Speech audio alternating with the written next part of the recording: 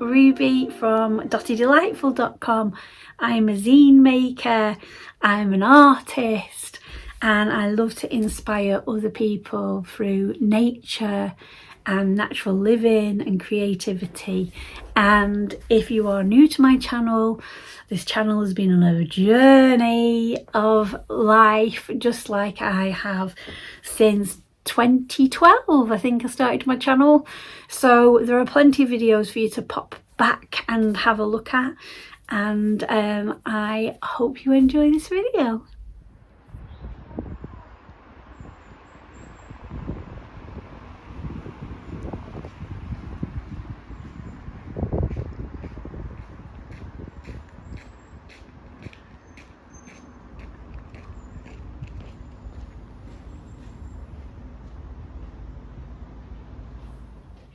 Hello and happy new year.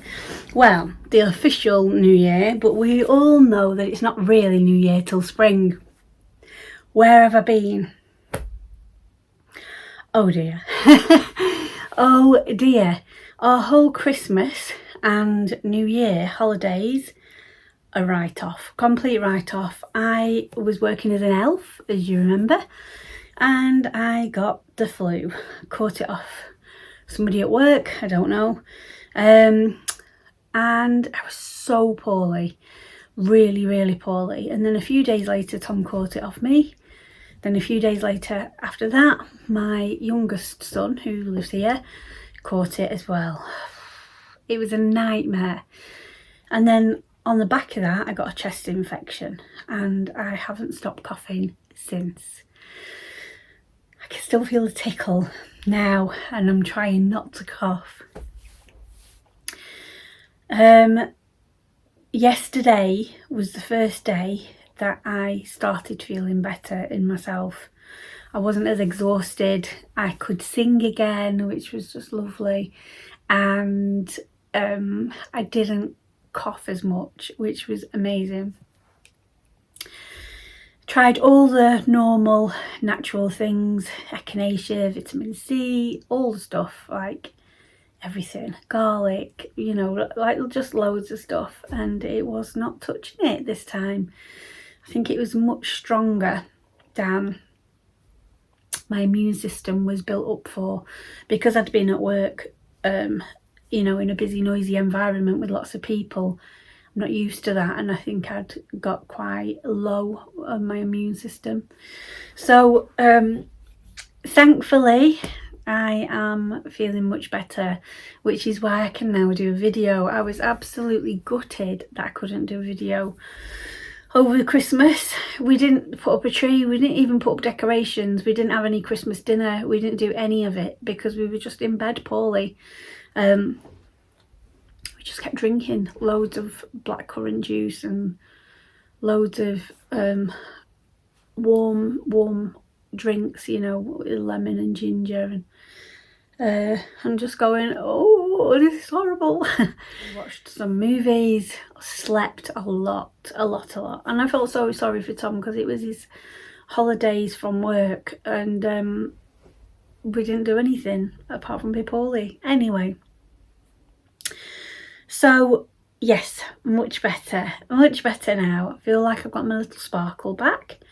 We had a really nice walk this morning to the park. You'll see that with all the light, the winter light coming through the trees. Really beautiful.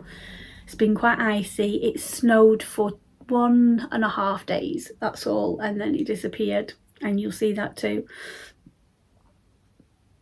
And I haven't really been doing very much.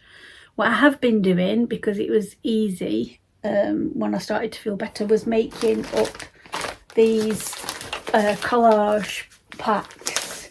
Well, collage or scrapbooking or zine packs. They're not quite finished yet. I've still got more stuff to add to them. I have got some already for sale on my Etsy, but I thought I'd do some new ones. And I've been making up ones that are like fun, you know, like fun packs, like playful kind of ones and stuff. So that's what I've been doing, because it just meant that I could sit here and sort out all my papers So that was nice to do. And now that I'm feeling better, I'm gonna tidy up my studio because it is a tip. There's stuff all over the place and it needs a good clean up. And once I've done that, it means that I can set up my tables and make some collage backgrounds. So with paint and with the jelly plate. I can't remember the name of it then. I was like, jelly print pad? No, that's not right. With the jelly plate. I haven't used the jelly plate for a long time. So I'm hoping it's still in good condition when I get it out. I'm sure it will be.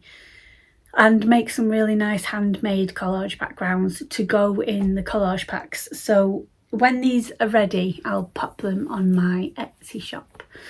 And apart from that, I've just been resting, watching lots of nonsense and films and reading my Bible and just resting really. And it is January, like, and here in England it's the middle of winter. It's dark, it's dull, it's cold. This house is so cold, like ridiculous. Sometimes it actually feels warmer when you're outside, which is crazy, but it is such a cold house. And just having to wear so many layers, like layer upon layer. I'm actually cold now because I took my cardigan off before when I was making food. I need to put it back on. I've actually gone cold. But I've got a long sleeve top on, I've got a dress on, an underskirt, a pair of pants, leg warmers, big chunky socks, and in a minute I'm going to put my cardigan back on and it's still, and the heating's on and it's still cold. So I'm not a big fan of winter really, because the more layers you wear, the more clunkier it is to do things. But spring is on its way. Oh, I've seen the snowdrops coming up in the garden. The shoots have started to appear. That's really nice. And we saw some shoots of crocus and daffodils in the park today. So that just gives me that little bit of spring hope. But because we're still in January and there's all this new year, new me stuff going all over, I just want to remind you that if you live in the UK or in the Northern Hemisphere, we're hunkering down. Look at nature. You don't see nature building nests and doing things. You see them surviving the winter. And I don't know how much you know about this, but the New Year date got brought in, I can't even remember, with, was it Julius Caesar, the Gregorian calendar, something or other, I can't remember. And I know that I could go and have a look online and come back and tell you all the information, but I just can't be bothered. But basically, they swapped the date from the 1st of April to the 1st of January. And the 1st of April makes more sense because we'd then be in spring. So if you are still feeling like you want to hunker down and be cosy and you're tired and things like that, it's normal. It's not the time to start a new routine or go and, I don't know, start some healthy eating workout kind of thing or launch a business or whatever, because the seasons are not supporting that. I always think if you're in doubt, look at nature. What is nature doing? And then just copy what she's doing. So that's just a little reminder from me, a ranty reminder. Well, I mean it with the blessings from my heart to yours, because I know that this time of year can feel quite hard if you're seeing all this stuff about doing all these amazing things and you're at home under a blanket thinking, I don't want to do any of that stuff. What's wrong with me? There's nothing wrong with you. Nothing at all. So I did think about what I'm going to do this year in my business, not in a planning way or a launching anything new way or anything like that. Just having some ideas floating in. And I've been self-employed for over 20 years now, and for all that time I've been leading it. obviously, because it's my business. And since having a relationship with Jesus, it feels like that I could, would, I don't know what the word is, would like to take that step back and let Jesus lead in the business. Now, even as I'm saying this sounds a bit odd to me, and I'm sure it might sound odd to you as well, but it just feels like, well, there's a story that I read, and this tells it beautifully actually, and I can't remember the lady's name, but she was a speaker and she'd go and talk about all sorts of things, and while she was talking to the audience, she'd be doing a needlepoint embroidery on a embroider circle thing frame. I don't think I'm quite with it yet, am I? I don't think I'm quite fully recovered, because my brain's like, I don't know what word you mean. Anyway, I'm sure you know what I'm on about. A round thing that you put your fabric on. And she used to sit and make this needlepoint, and then at the end of the speech, she would show the underside. Now, if you've done embroidery or stitching or anything, the underside, what you can't see, is full of threads, like, and they're all mixed in and everything, and it looks quite a mess. And she said, this is what you see. And then she turned it over and showed the embroidery that was all neat and lovely, and she said, this is what God sees. And when we're on the underside and we don't understand what's going on, and we've got all these threads and stuff that's happening, God sees the other side, which is like the plan, the laid out plan. And I thought that was a really beautiful actually illustration and way to put it. And it's made me think, what would happen if I surrendered? And that's my word of the year, surrender.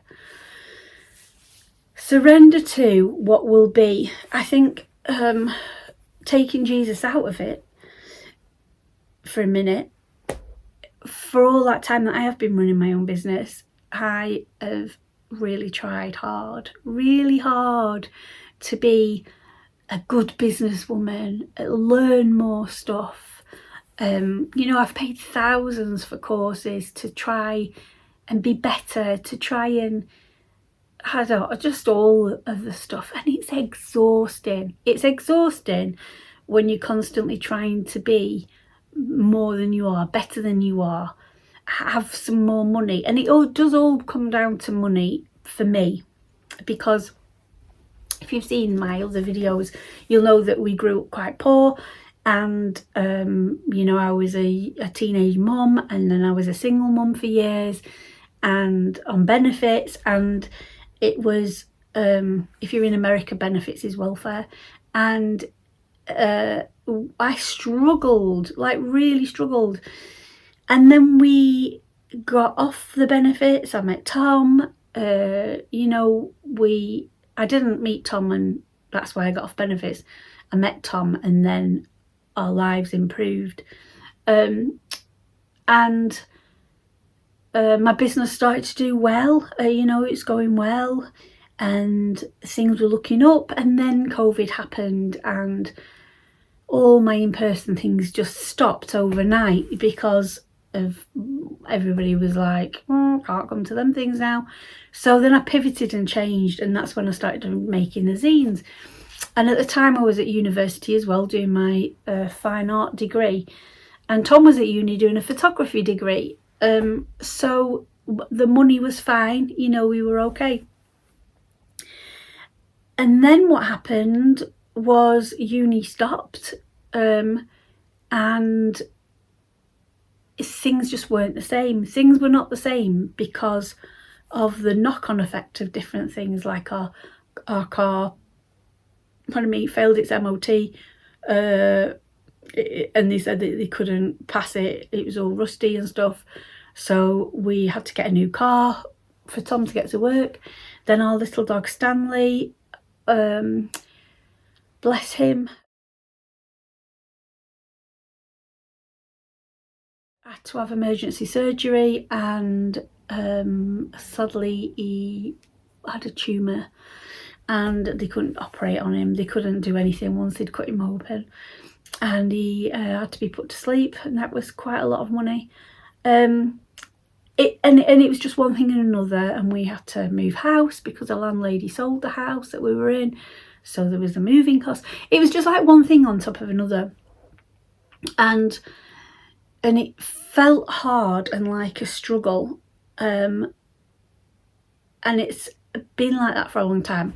And I hate this phrase, cost of living crisis, because personally it's a flipping, oh, I mustn't get cross because I'll start coughing, but personally I think it's massive corporations that are greedy. That's what it is. It's not a cost of living crisis, it's a we're doing this on purpose crisis.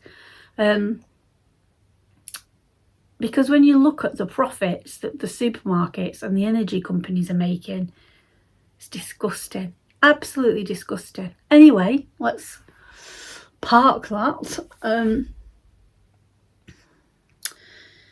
Yeah, so I think for a long time I've been not chasing money so I can go and, I don't know, buy gold-plated plates or fly to the Caribbean for a month, or do you know what I mean? Not that, just so we can afford to live in a way of, we could go to a concert if we liked, or maybe if a friend says, do you want to come out for lunch, I can say, yeah, all right, then I'll come, and not have to think, oh, hang on a minute, I'll have to juggle that, and can I do this, and go, you know, ordinary things like that, nothing like fancy or anything. And you know, a lot of people are in a similar position to me, so I'm not saying this because, oh, it's terrible, I have a terrible life, because I don't have a terrible life. I need very little, and I'm very grateful for everything that I've already got, and I am extremely blessed to be where I am now with everything compared to years and years ago. So it's not that, it's not a pity party, I don't want you to feel sorry for me.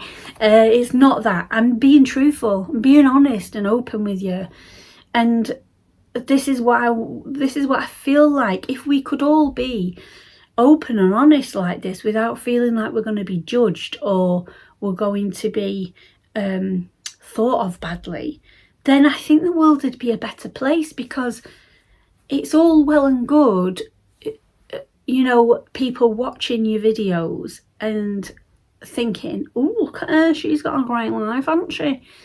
And yes, I do have a great life in the way that I have made this life happen. I've made all of this happen. I've done, you know, I've done it. I've made it happen myself. And I have a great life because I have a lovely partner, and I'm very blessed about that. And we live in a nice area now, amazing.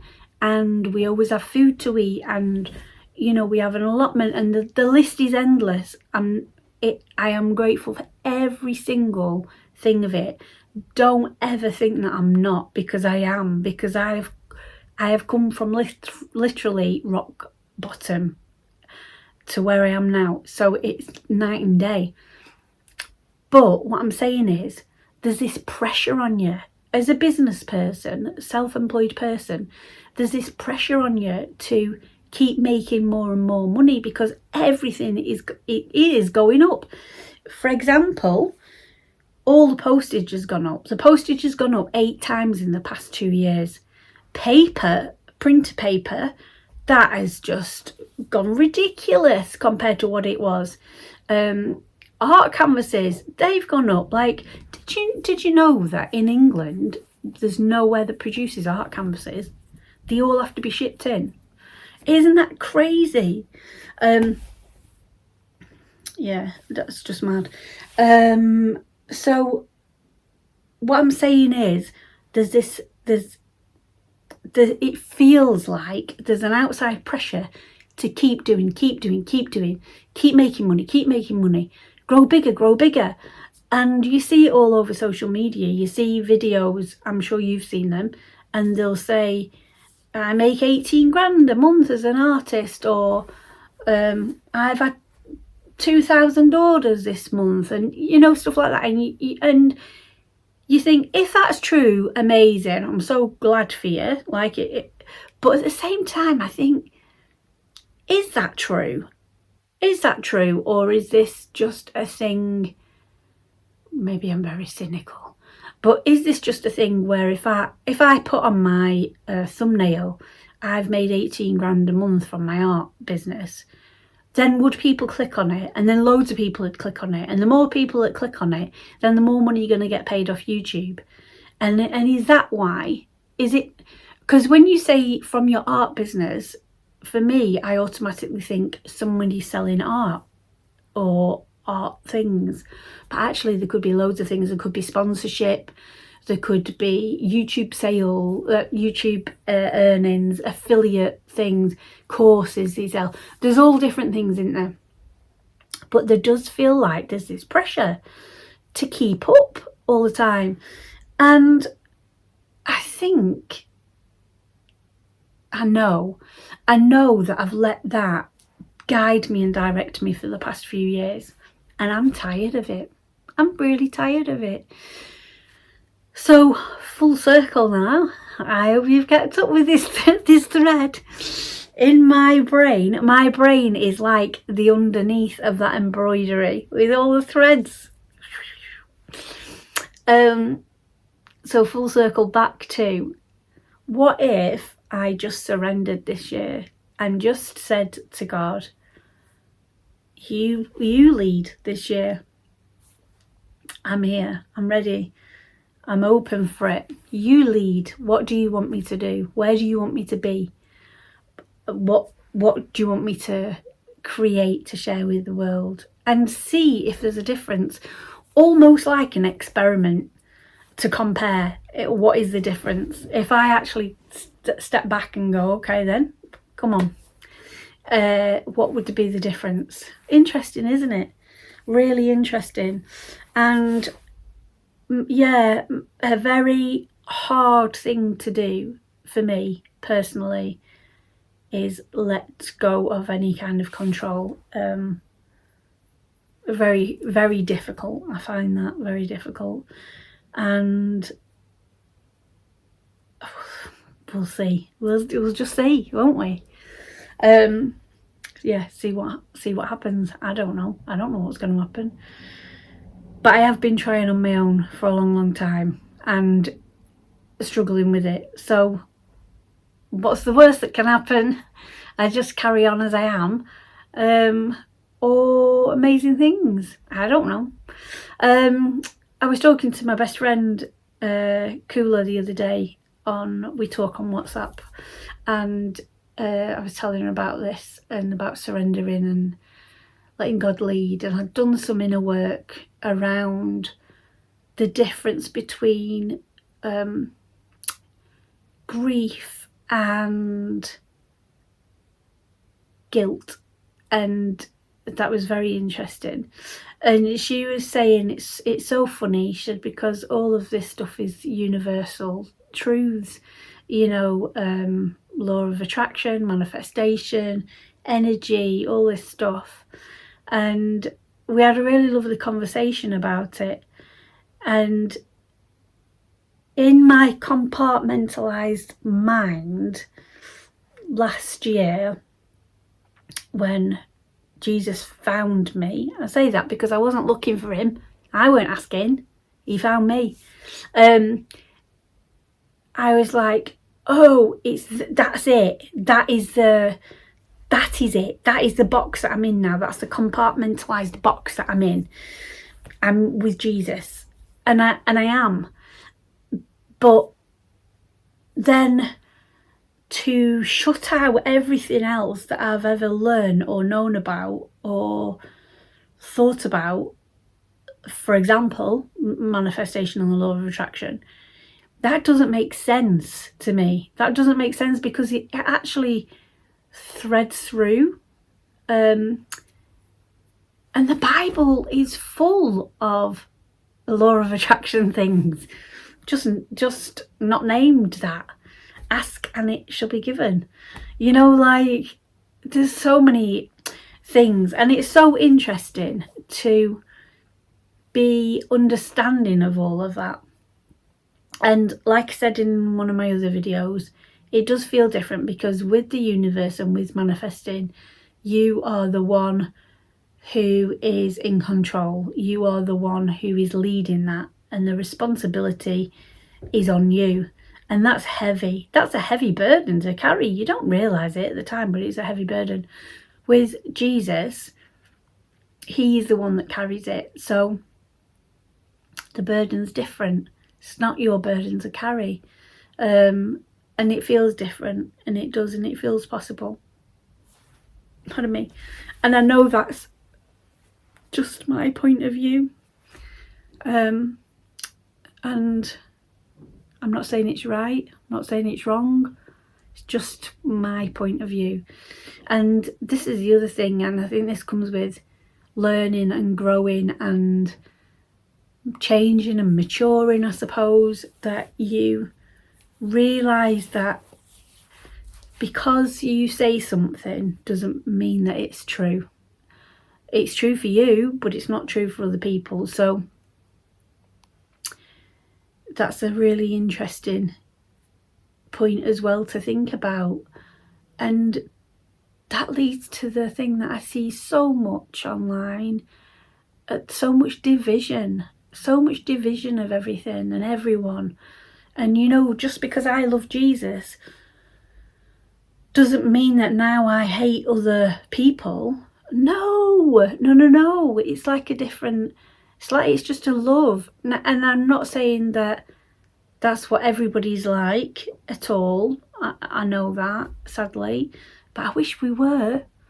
I wish you all could have the friends that I've got where I can say, you know, this is what I've been thinking, and then they say, oh, that's interesting. Yeah, I don't think like that. I think like this. And we go, oh, that's interesting. And have a lovely conversation about it. Rather than it just being like, no, you're wrong and I'm right. So my word of the year, surrender, is not just about surrendering to Jesus. It's about surrendering to all things in that way. Not trying to control anything. Not arguing with anybody on the internet, because what does that do? It doesn't get you anywhere, does it? Not that I argue very often on the internet, but sometimes I get a little bit and I'm just now, what? No, I'm just surrendering to it and going, okay, that's your thing, thanks. And going back to more analog ways. Now I am going to make a full video about this because I love the analog ways. Yes, I do. Yeah, I'm going to make a full video about going analog for 2026. It is a theme, a trend, or whatever you want to call it, but I tell you what, I've been in it for a long time, and I feel like this is it. This is my, when I said that then, do you do this? So if you say something, do you get a song in your head? So I went, this is it, and then I was like, this time I know it's the real thing. But then I have to keep talking and not actually sing it. So yeah, this is my time to shine. I feel it is, because I already use a lot of analog stuff and I want to go even deeper into that. So I will be doing weekly posts on my Patreon about how to get more of an analog lifestyle when you're living in the modern world. So if you want to read those, come and join my Patreon. And I'm going to make a full video about analog ways because I just love it. So I've talked enough now. I can feel tickly coughs come in. I just want to can't say that word, reiterate happy January. That's what I want to say. Happy January. I hope you had the most wonderful Christmas if you celebrate it. I hope it was restful and peaceful and full of the joys that you wanted it to. Even though I was really poorly, I did get some really nice pyjamas, Winnie the Pooh ones from Tom, that are so cosy, and I can't stop wearing them. So that was really lovely. And I got Tom a keyboard. He's so musical, he's so talented, you know. So I got him a little mini keyboard to plug into his computer so he can mix music. So it was really sweet that we got each other something really nice. So yes, I hope you had a wonderful Christmas. And the video that you are going to see is very short, and it's just a few clips of what I've been doing lately and mainly what's been happening in nature. So I know this is a short video, and I am sending you the biggest love, and I'm just so grateful and happy to be well again enough to talk to you, and I will do a proper video very soon.